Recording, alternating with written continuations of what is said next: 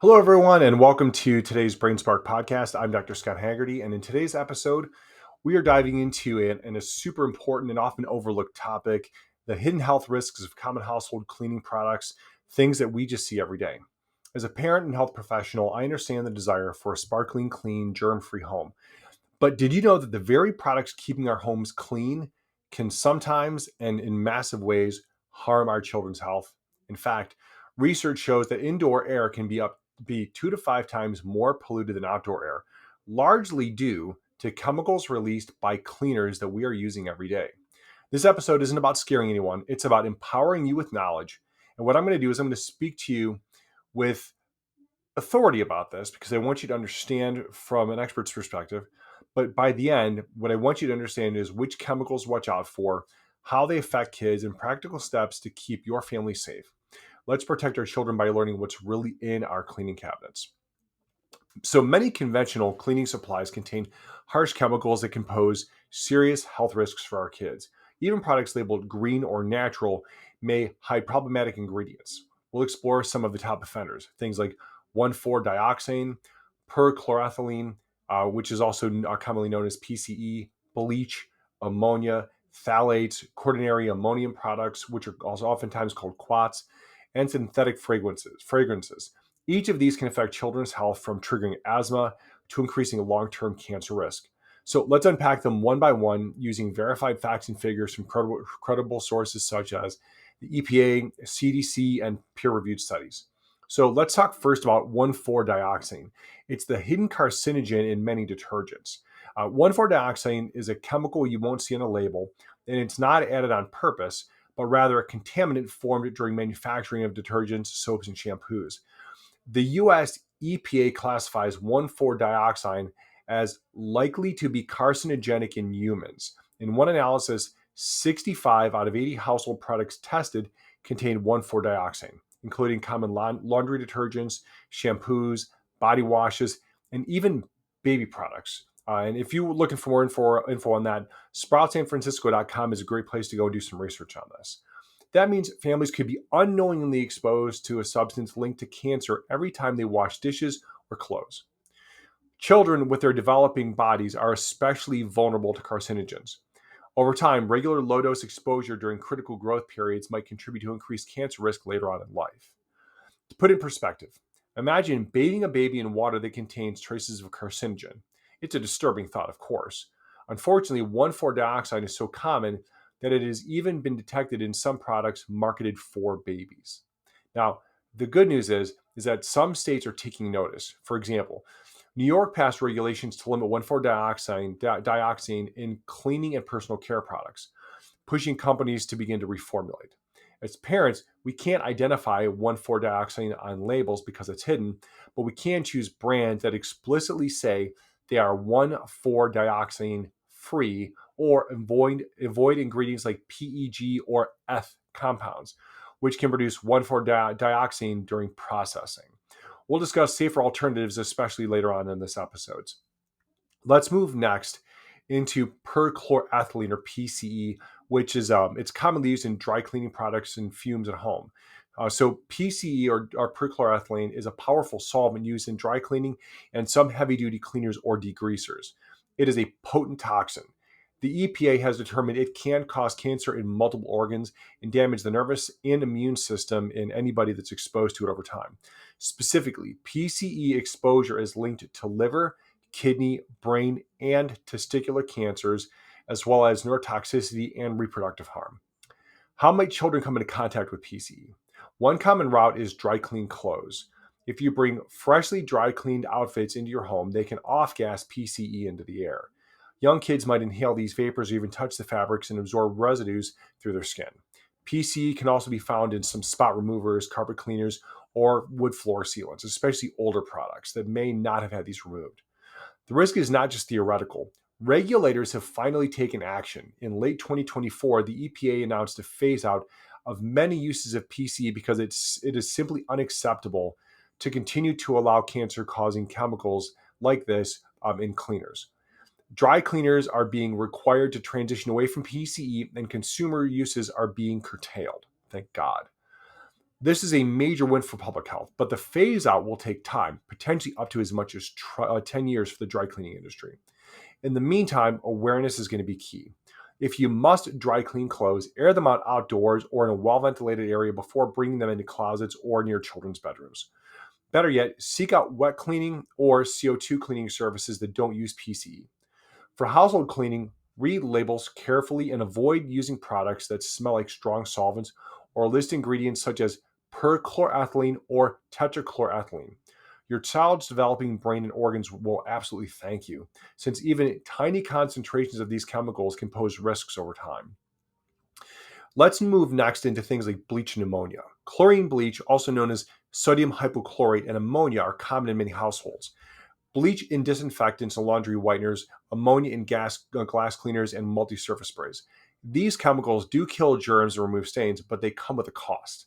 They're strong, acute respiratory irritants. If you've ever felt your eyes water or throat burn while using bleach, you've experienced their harsh effects. Imagine what those fumes do to a small child with tiny, sensitive airways. Bleach and ammonia are especially dangerous when mixed. Never, ever, under any circumstances, mix bleach with ammonia or any acidic cleaner, like vinegar or toilet bowl cleaner. This creates chloramine gas, a toxic fume that can cause coughing, wheezing, chest pain, and even death in high concentrations. Sadly, accidental mixings have happened, and children in the home are at high risk of inhaling these vapors. The American Lung Association warns that such combinations can lead to chronic breathing problems or other severe lung issues. Even used separately, these cleaners can affect kids. Bleach, in particular, has been linked often to respiratory problems in children. A European study of over 9,000 school-age kids found that those in homes where bleach was regularly used had much higher rates of respiratory infections. For example, 20% more flu cases and 35% more recurrent tonsillitis than kids in bleach-free homes. The researchers concluded that passive exposure to bleach at home may increase the risk of respiratory and other infections in children, which obviously this is a big issue. This might sound counterintuitive. We use bleach to kill germs, so why would infections go up? One theory is that bleach's irritant properties may damage delicate linings of the respiratory tract, making children far more susceptible to viruses and bacteria. It's a reminder that more disinfectant isn't always better, especially for young lungs. Ammonia, on the other hand, is a known strong trigger for asthma. The fumes from ammonia-based cleaners can quickly irritate the eyes and the airways. Children with asthma or allergies might start coughing or wheezing if they're around a freshly ammonia-cleaned room. Even children without asthma can develop reactive airway symptoms when breathing ammonia vapors. And remember, kids breathe faster and tend to be closer to the floor where vapors will concentrate. Children are far more vulnerable to airborne toxins, and especially due to their higher intake of air because of the respiratory rate at which they breathe and relative body weight, so things concentrate quickly in their bloodstream. So what's the alternative? Well, you don't need chlorine, bleach, or ammonia to have a clean home. What we'll do later on is we'll discuss safer substitutes like hydrogen peroxide-based disinfectants, which kill germs without producing toxic fumes. For most routine cleanings, simple soap or mild detergents can do the job without the hazards. Keep in mind that a clean smell is not as important as a safe environment. A whiff of bleach is not a badge of honor in your home if it's putting your child's health at risk.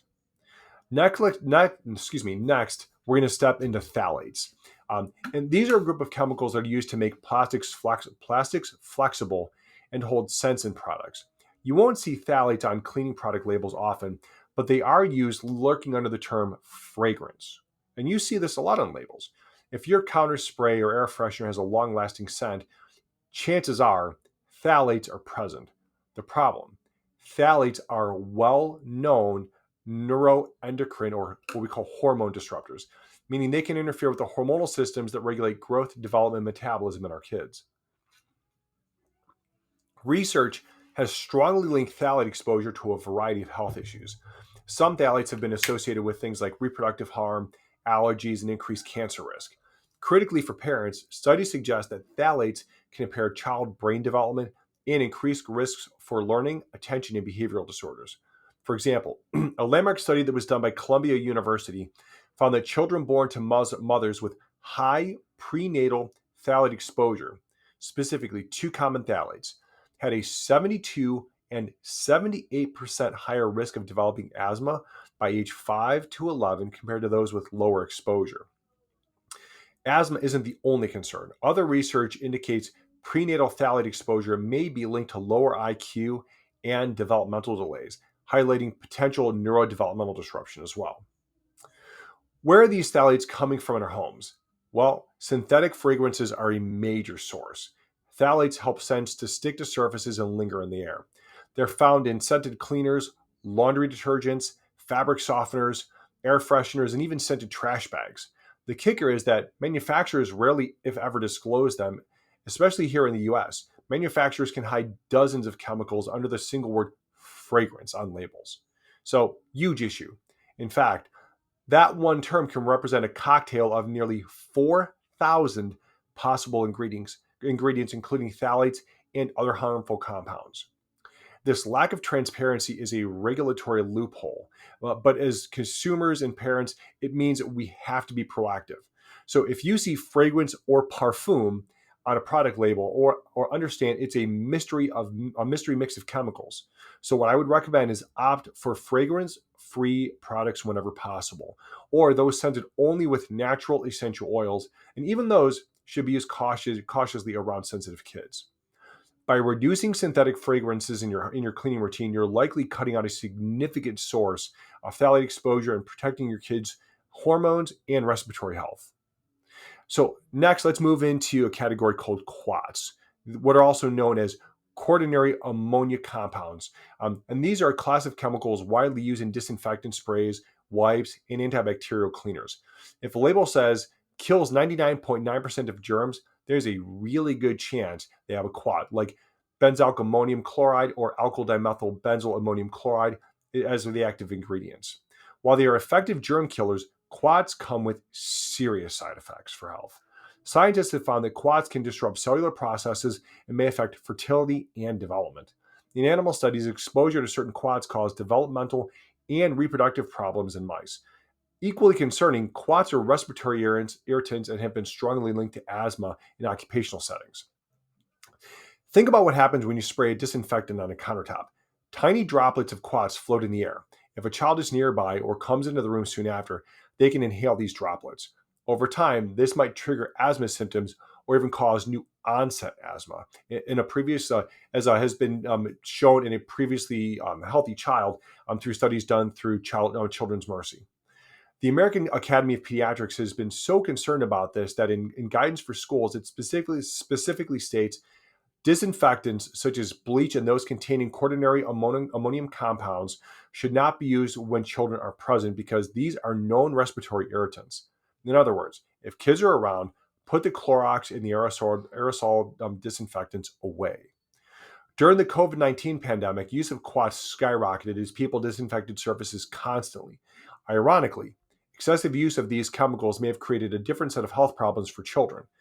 Daycares and schools that routinely spray down toys and desks with quats inadvertently increased early life chemical exposures. One study found elevated levels of quats in daycare and dust, indicating toddlers were getting a daily dose of these substances. Remember, toddlers often put their hands in their mouths and are in close contact with floors and surfaces, making them highly susceptible to whatever residues we leave behind. It is worth noting that quats aren't the only way to disinfect. Safer alternatives definitely exist. As we mentioned earlier, things like peroxide, ethanol, or simply soap and water in most cases. We'll discuss those in our action steps later on here in the episode. The take-home message here is routine use of heavy disinfectants can do more harm than good in a home setting, especially for kids. Unless you're dealing with a high-risk situation like a known illness or immunocompromised household member, you likely don't need to douse your home in strong chemicals daily. Clean regularly with milder methods and save the big guns for truly necessary occasions. That way, you reduce the chemical load on your child's growing body and their lungs. So, we touched on fragrances when discussing phthalates, but let's delve a bit deeper. Synthetic fragrances are found in everything from all-purpose cleaners and laundry products to floor polishes and air fresheners. We often associate a clean home with a pleasant scent, lemon, pine, floral, etc. However, that fresh scent is often a sign of chemical compounds in the air, some of which can be quite hazardous. According to the American Lung Association, even natural citrus fragrances can react in our homes to form dangerous pollutants like formaldehyde. So imagine what the dozens of lab-made chemicals in a synthetic fragrance can do.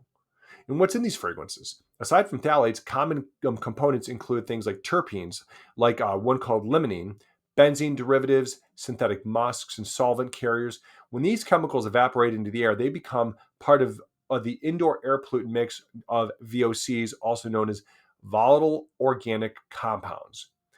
A recent peer-reviewed study tested 30 cleaning products, both conventional and green, and found they emitted a total of 530 distinct VOC chemicals. Of those, 193 were classified as hazardous, capable of causing respiratory damage, cancer risk, or developmental issues. Many of these VOCs come from fragrances that are added to the products. Some products kept releasing VOCs for days or even months after use. This means that the lemony smell in your kitchen isn't just a harmless aroma, it's a chemical cloud that your family is continuously breathing. Children, especially those with asthma or allergies, can be very sensitive to fragrance chemicals. Fragrances are a top cause of allergic reactions and can trigger asthma attacks. You might notice your child sneezes or gets a runny nose when you spray on an air freshener, or perhaps they develop a rash after sleeping on sheets washed in strongly scented detergent. These are red flags that the fragrance chemicals are affecting them. Some fragrance ingredients have even been linked to hormone disruption and immune effects, though, again, manufacturers aren't required to list them individually, which is just terrible in my opinion. The simplest solution is go fragrance free whenever you can. There are plenty of unscented or naturally scented cleaning products on the market now. And if you miss a scent, you can use a truly natural method to add a pleasant smell, like simmering a bit of lemon and herbs on the stove for a kitchen scent, or using essential oils. I would also say do this cautiously and in a well-ventilated area as well. But don't fall for perfuming your house with sprays or plugins. The American Lung Association recommends avoiding air fresheners altogether. A clean home shouldn't smell like anything in particular. Clean has no smell, and that is honestly a good thing. So we've covered the individual chemicals, so let's zoom out to the bigger picture of children's health. Why are kids more at risk, and what kind of health issues are we talking about? Children are not just small adults. Their bodies are growing and changing rapidly. They breathe more air per pound of body weight, drink more water, and have higher metabolisms than adults. Also, kids spend a lot of time on the floor, crawling, playing, putting their hands in their mouths. This means they have greater exposure to any toxins on surfaces or in dust. For instance, if you mop the floor with a cleaner that leaves residue, a baby crawling there will get that residue on their skin and possibly ingest it. If you spray a room with air freshener, a child will inhale relatively more of it and possibly have less ability to detoxify it, since a child's liver and immune system are still immature. This becomes a big issue because the liver is the only detox pathway. One striking study out of Canada found that infants in homes where cleaning products were used frequently were far more likely to develop respiratory issues. By age 3, the rate of wheezing among those children was 11% in higher, excuse me. By age 3, the rate of wheezing among those children was 11% in high cleaner use homes versus 8% in low use homes. And asthma rates were 8% versus 5%. In plain terms, babies brought up in environments with lots of cleaning product fumes had a 30 to 60% higher chance of wheezing or asthma by toddlerhood. That's crazy. The effect was strongest for homes that used a lot of scented and spray cleaners. So if this is where you are, take this into strong consideration. These findings echo other research from Europe showing links between prenatal or infant exposure to cleaners and persistent respiratory problems. Beyond asthma and allergies, there are concerns about long-term chronic effects. Chemicals like 1,4-dioxane and PCE pose cancer risks. That might not materialize until decades later. Early life exposure to carcinogens is particularly critical because growing tissues can accumulate damage that leads to cancer in adulthood. For example, childhood exposure to solvents like PCE has been associated with higher risks of certain cancers and neurological issues later on in life. Similarly, endocrine disruptors like phthalates may not cause immediate symptoms, but they may contribute to issues like early puberty, learning disorders, or fertility problems years down the line. There's also the concept of immune system effects. Some cleaning chemicals, notably certain disinfectants and preservatives, might alter the microbiome or subtly suppress immune function. For instance, the class of chemicals called PFAs used in some stain-resistant sprays and not these are obviously not our main focus today, are known to cause immune suppression and reduce vaccine or other drug responses when they're needed. While we haven't focused on PFAs, it's a reminder that many household chemicals can have unintended impacts on a child's immune system, potentially making them more prone to illness. So, guys, in summary, the health impacts on children from these cleaning chemicals include respiratory issues, things like irritation, increased asthma and wheezing, allergic reactions like skin rashes, eye irritation, and headaches, immune effects, possibly more frequent infections or reduced ability to fight viruses, endocrine and hormonal disruption, which can affect growth, puberty, and developmental milestones, neurodevelopmental risks, which with potential links to lower IQ, attention deficits, or behavioral issues from chronic exposure to things like phthalates, and cancer risk. And this is a long-term risk from carcinogenic contaminants like 1,4-dioxane and solvents like PCE. It's a sobering list. But the point of listing these isn't to overwhelm you with fear. It's to motivate you through informed choices. These outcomes are preventable. By reducing and eliminating certain chemical exposures, we can meaningfully improve our children's health prospects. Now, at this point, you might be wondering, if these chemicals are so bad, why are they in products at all? Well, that is an excellent question and leads us into a brief look at U.S. chemical safety regulations, or the lack of them thereof. Unfortunately, the system meant to protect consumers has massive gaps and loopholes that allow many hazardous substances to end up in everyday products. In the United States, the regulatory approach to chemicals has long been described as innocent until proven guilty. In other words, chemicals are typically presumed safe until evidence of harm is overwhelming. Agencies like the EPA or FDA often react to problems rather than proactively ensuring safety from the start. For example, the Toxic Substances Control Act, TSCA, has over 86,000 chemicals listed that companies can use, but the vast majority have never been fully tested for health effects. Only about 1.8% of those chemicals has any published health data. That means we're essentially living in a giant chemistry experiment with our families as the subjects. When it comes to cleaning products, specifically, one big issue is labeling or lack thereof. Manufacturers are not obligated by US law to list all ingredients in household cleaning products. Unlike food or cosmetics, cleaners can be sold without full disclosure of what's inside. Companies often hide behind trade secrets, as mentioned. The term fragrance can mask a lot of chemicals, and trade secret law allows this. There's also the proprietary formula excuse for not listing potentially toxic additives. Until recently, you had almost no way of knowing if a cleaner contained, say, phthalates or 1,4-dioxane.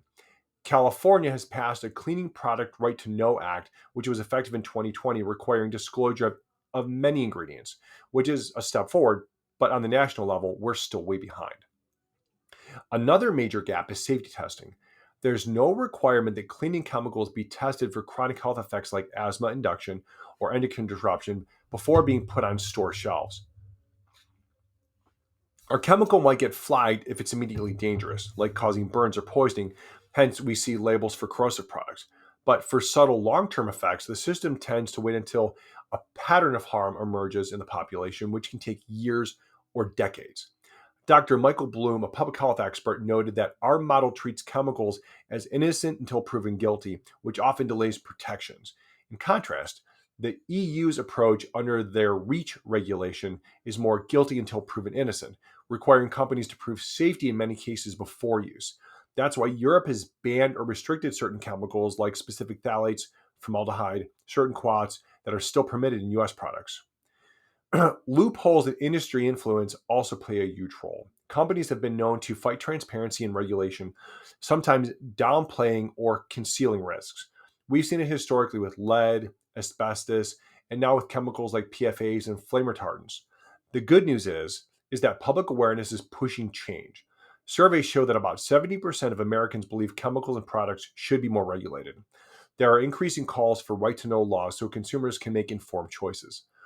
But honestly, until stronger regulations are in place, the reality is we as parents must serve as our own regulators and advocates. This means staying informed, as you're doing now, reading labels for any clues we can get, like avoiding that generic fragrance or looking for hazard warnings, and supporting companies that fully disclose ingredients and prioritize safety. It's not fair. It shouldn't be this hard to figure out what's safe for our kids, but this is the landscape that we're navigating. Later, I'll mention some resources that help decode product ingredients and point to safer choices. So, just to recap, the US regulatory system has holes that allow questionable chemicals in cleaning products because of presumed safety until proven harmful, lack of required testing, trade secret protections for ingredient lists, and a slow reaction to new scientific evidence. Understanding this helps explain why products with known issues like 1,4-dioxane contamination or asthma triggering fragrance mixes can still be widely sold. It highlights why it's so important for consumers to stay educated, and we must demand safer products. The power of your wallet and voice can push the market into a healthier direction long before laws catch up. And I would strongly advocate that you do this. Now, for the part that empowers you, what can parents do to reduce these exposures and protect children's health? It might feel overwhelming to revamp your entire cleaning routine, but even small, practical, science-based steps you can take starting today are going to be laid out right here. You don't have to change everything at once. Pick a couple of these tips to start, and gradually you can transform your home into a healthier environment. So let's break it down. 1. Audit your cleaning cabinet. Take a look at the products you currently use. Check labels for words like sodium hypochlorite, which is bleach, ammonia, fragrance, quaternary ammonium, perchloroethylene, or hazard symbols like corrosive and flammable. These are red flags. If a product has a strong chemical odor that makes you cough or your eyes water, that's a strong clue too. Consider phasing out products with these ingredients. You don't necessarily need 10 different cleaners. Simplifying your arsenal can reduce overall chemical load by a lot. For example, you might decide to stop using a certain spray air freshener or a bleach-based bathroom cleaner after this audit. Swap in safer products. For each toxic item you remove, replace it with a safer alternative. Look for products that are fragrance-free, dye-free, and labeled as non-toxic or green. But remember, greenwashing is real. Terms like natural or eco-friendly aren't regulated and can be slapped on nearly anything. A better bet is to seek out certifications. EPA Safer Choice label is one trustworthy indicator. The EPA Safer Choice program only certifies products with safer chemical ingredients in them. Also, the EWG or Environmental Working Group verified mark or high scores in their Guide to Healthy Cleaning database can guide you to products with low health concerns. Some examples of companies known for safer cleaning lines include Melaleuca's EcoSense, Seventh Generation, Method, Branch Basics, and Ecos, among others. These brands often use plant-based ingredients and avoid the big hazards: no chlorine bleach, ammonia, or phthalates. When in doubt, a quick bit of research online or using apps like EWG's Healthy Living can tell you if a product is truly safe. You can also check if a product is listed on the EPA Safer Choice database online. Embrace DIY cleaning recipes. You can save money and reduce toxins by making some cleaners yourself. Simple pantry ingredients can handle most household chores. For example, if you need like an all-purpose cleaner, mix equal parts white vinegar and water in a spray bottle. It's great for countertops, glass, and floors, and you can add a few drops of essential oil for scent if desired, like lavender or tea tree. But that's optional, and avoid if anyone is sensitive to these. Baking soda paste. Baking soda and a bit of water makes a mild abrasive paste to scrub sinks, tubs, and stuck-on grime. It deodorizes and cleans without any fumes or irritants. There's a thing called Castile soap solution. It's a tablespoon of liquid Castile soap, which is an olive oil-based soap, in a quart of water, and it's a gentle cleaner for pretty much any surface or even hand washing dishes. You can use hydrogen peroxide. 3%, the stuff that's in the brown bottle, is a fantastic mildew remover and disinfectant. You can use it in a spray for cutting boards, bathrooms, or anywhere you need to sanitize. Just spot test that it doesn't bleach colored surfaces. You can use lemon and vinegar, and they can clean glass if you mix 2 tablespoons of vinegar with 2 cups of water and a dash of lemon juice for a streak-free window and mirror cleaner. These DIY solutions have 2 big advantages. Number one, they're really cheap, and you know exactly what's in them. There's no mystery chemicals, just time-tested household substances. Plus, they often work just as well as commercial cleaners for routine jobs. One caution: avoid mixing vinegar and Castile soap directly. They can react and reduce effectiveness. And never mix vinegar with bleach ever. So, another thing to think about too is improve ventilation during cleaning. When you do use any cleaning products, even the safer ones, make sure there's good airflow. Open windows and doors, turn on exhaust fans. This helps dissipate any vapors quickly. If possible, please keep children out of the room while you clean for a little while afterwards. Their lungs won't be exposed to even the mild chemicals or any stirred up dust. Also, avoid spraying products in the air. Instead, spray onto a cloth or a sponge, close to the target or right directly on the surface. This greatly reduces how much gets into the air and also how much your kids are going to breathe in. Next, practice safe cleaning habits. Sometimes it's not just what you use, but it's how we use it. So here's a few tips. Number one, never mix chemicals. I know we said it before, but it bears repeating, especially bleach with ammonia or vinegar. It is a deadly combo. Let me restate that. Bleach with ammonia or vinegar is deadly. Also, avoid mixing different drain cleaners or cleaning products. Dangerous, non-expected chemical reactions can and will occur. Wear gloves and even a mask. If using anything with strong fumes, your kids might not be cleaning, but if they're around, you're protecting yourself, helps you keep the whole environment cleaner. So if you're using it, you got to cover up, you got to protect your skin. This stuff can leach in, and it can also cause significant harm to your lungs when you're using them. Also, store cleaning products securely out of reach of children. Over 300 children in the US visit emergency rooms each day due to poisoning from household cleaners. Use of childproof latches and keep products up high whenever you have them in your home. This is more about acute safety than chronic exposure, but it's an important part of a healthy home. Also, use less and use rarely. Don't overdo it. Disinfect only when necessary, like after raw meat on a countertop or if someone is sick. But you don't need to bleach the floors every day or spray air freshener every morning. Regular soap and water cleaning is more than enough routine maintenance. With disinfectants reserved for occasional higher risk situations like super dangerous infections that have broken out. Remember, a little goes a long way. Follow dilution instructions, and more is definitely not better. Next, choose fragrance-free, dye-free. When shopping, look specifically for fragrance-free versions of products. Many companies now offer unscented dish soaps, laundry detergents. Fragrance-free means that they didn't add any masking scents or perfumes, though do check that they didn't just add a different masking chemical. This one step can eliminate a whole swath of hazardous exposure, as we discussed with phthalates and VOCs. Similarly, avoid cleaners with artificial dyes. The blue toilet bowl water or neon colored sprays, those dyes don't help clean. They just introduce more chemicals, and some dyes are extreme skin allergens. The simpler the ingredient list, the better. Also, adopt a shoes off policy and dust control. This might not be an obvious cleaning tip, but reducing overall household dust and dirt can lessen the need for harsh cleaning. A lot of toxins actually hitchhike into our homes on dust particles. By having family and guests leave shoes at the door, you prevent tracking in things like pesticides, heavy metals, or outdoor pollutants that then settle in your dust. Also, dust regularly with a damp cloth or a microfiber cloth, which can capture particles without chemical sprays. Vacuum with a HEPA filter if possible.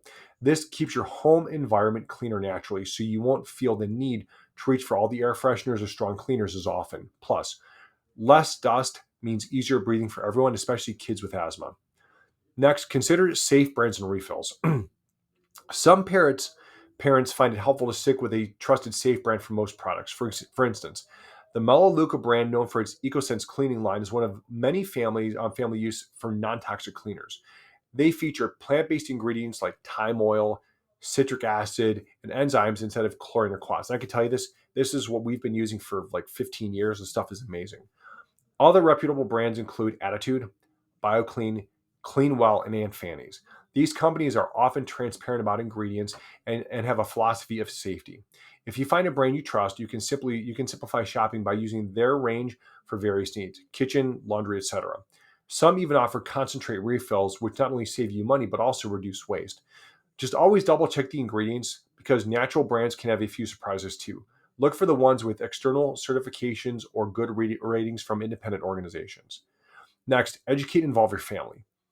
Older children can be part of the solution too. Teach them why you're making these changes. For instance, explain that the new cleaning wipes don't have the stinky stuff that can make us cough. This can actually be a science lesson for kids. You can show them how vinegar and baking soda fizz and clean, or how soap cuts grease. When kids understand the why, they're less likely to say sneak an air freshener into their room because they prefer a scent. Instead, they might come to appreciate a truly clean, fresh, unscented space. Additionally, teaching them not to spray or use cleaners on their own until they're old enough is key for safety. It's a family affair to keep a whole family healthy. Also, support stronger regulations and awareness. This final step goes beyond our home. If you feel passionately about these issues, consider lending your voice. Support legislation that calls for ingredient transparency and safer chemicals. Organizations like the Environmental Working Group, Breast Cancer Prevention Partners, and the American Lung Association often have petitions or initiatives to push for cleaning products that are safer in our schools and stores, and also work environments. The more consumers demand change, the more companies and lawmakers will respond. Over 70% of people want stricter regulations on cleaning products, and being a part of that majority voice can eventually lead to industry-wide shifts where all parents, not just those who know to research, can have safer cleaning supplies by default. Guys, I know that's a lot of steps, but remember, you don't have to tackle all of them at once. Maybe this week you switch to a fragrance-free laundry detergent, buy some vinegar and baking soda. Next month, you might try a new green all-purpose cleaner and toss out the old bleach bottle. Each small change strips away a layer of potential harm, and those layers add up to a much healthier home for your family. Science shows that when you remove sources of chemical exposure, the levels in the body begin to drop quickly. For example, studies found that when people switched to phthalate-free products, their urinary phthalate metabolites plummeted within days. Our bodies can cleanse many of these things out if we stop bringing them into our bodies. So you can start fresh with a cleaner slate pretty darn fast once you begin to make these changes. As we wrap up, I want to leave you with a message of hope and empowerment. It is easy to feel anxious after hearing about toxins in everyday products. But the flip side is now you have knowledge, and knowledge is 100% power. We as parents and caregivers have the ability to drastically reduce our children's exposure to these hidden hazards.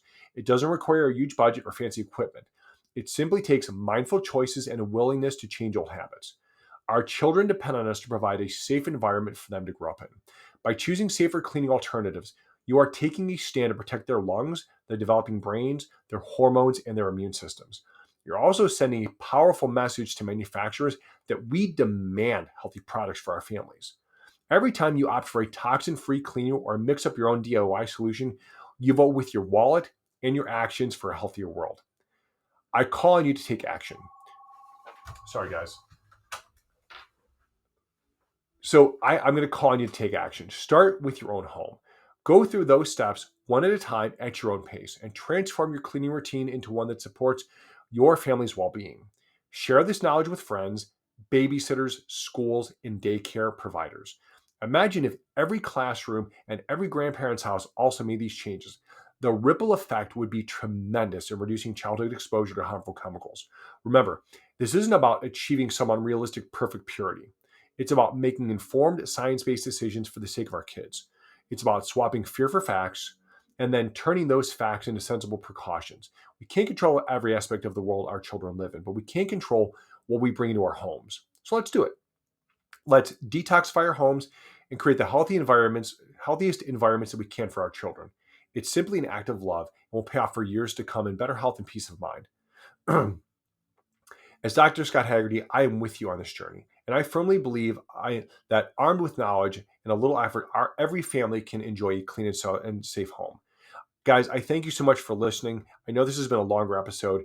If you found this episode to be helpful, please share it with other parents or caregivers. Together, we can raise awareness and inspire others to join this movement for safer cleaning and healthier kids. Let's be the generation of parents that said no more to hidden household toxins and yes to transparency and health.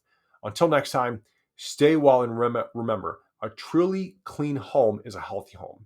Every small change you make is a big win for your child's future. Let's keep our family safe, one stray bottle at a time. Tonight, take a peek under your sink and pick one product to swap out. Your kids will breathe easier because of it. You got this, and we're all in this together for our children's sake. Thank you for being a part of our Brain Spark podcast and growing a healthy families community. God bless each and every one of you. Stay healthy and stay empowered.